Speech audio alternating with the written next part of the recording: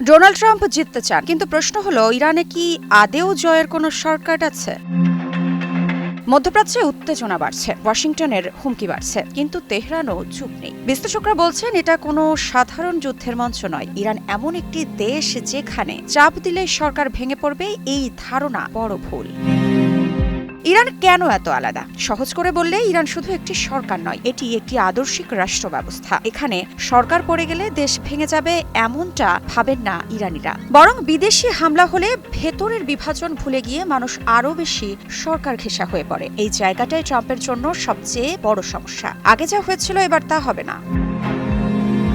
2020 সালে যুক্তরাষ্ট্র ইরানের শক্তিশালী জেনারেল কাসেম সোলাইমানিকে হত্যা করেছিল। ইরান তখন প্রতিশোধ নিয়েছিল ঠিকই, কিন্তু ছিল হিসেব করে, সীমার মধ্যে। 2025 সালে জুনে দেশটির পারমাণবিক স্থাপনায় হামলা হলো। ইরান পাল্টা হামলা করলো কাতারের মার্কিন সামরিক ঘাঁটিতে, কিন্তু কোনো মার্কিন সেনা মারা গেল না। অনেকে ভেবেছিল ইরান হয়তো বড় যুদ্ধে যেতে চায় না, কিন্তু বিশ্লেষকরা বলছেন এবার পরিস্থিতি আলাদা।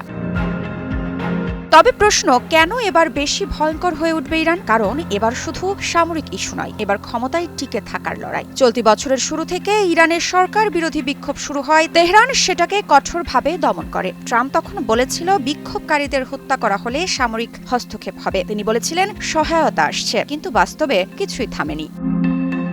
এদিকে সাম্প্রতিক সময়ে ঘটে যাওয়া এই বিক্ষোভকে ইরানের শাসক গোষ্ঠী দেখছে নিজেদের অস্তিত্বের সবচেয়ে বড় হুমকি হিসেবে। খামেনিকে সরালেই কি সমস্যা শেষ? অনেকেই ভাবছেন খামেনিকে টার্গেট করলে সব শেষ। তবে বিশেষজ্ঞরা বলছেন না, খামেনি কোনো একা মানুষ নন, তিনি একটি পুরো ব্যবস্থার প্রতীক। তাকে সরালেও ব্যবস্থা ভাঙবে এমন গ্যারান্টি নাই, বরং এতে ইরান আরও অস্থির হয়ে উঠতে পারে। আর অস্থির ইরান মানেই পুরো মধ্যপ্রাচ্য ঝুঁকিতে।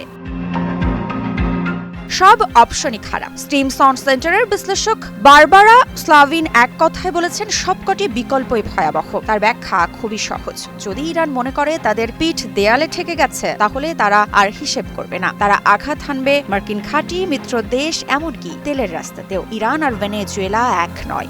অনেকে বলেন যেভাবে ভেনেজুয়েলার ওপর চাপ দেওয়া হয়েছিল, ইরানেও তা সম্ভব। এ বিষয়ে বিশেষজ্ঞরা বলছেন এই তুলনাটা ভুল। ইরানের আছে শক্তিশালী সেনাবাহিনী, আছে আঞ্চলিক মিত্র, আর আছে বছরের পর বছর নিষেধাজ্ঞার মাঝেও টিকে থাকার অভিজ্ঞতা। মৃত্তিকা সিনহা বিশ্বাস, নিউজ 24।